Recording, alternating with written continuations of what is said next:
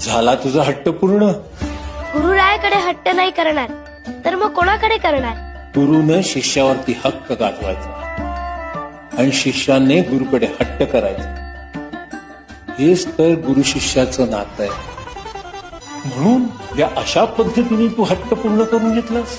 मी फक्त हट्ट केला, तो पूर्ण करून तुम्ही घेतला. मला हट्ट करायला लावणारेही तुम्हीच आणि तो पूर्ण करून घेणारेही तुम्हीच.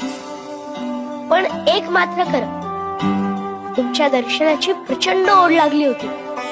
जशी नदीला समुद्राची लागते अगदी तशी. पण इतक्या वेळा आवाहन करूनही तुम्ही दर्शन देत नव्हता.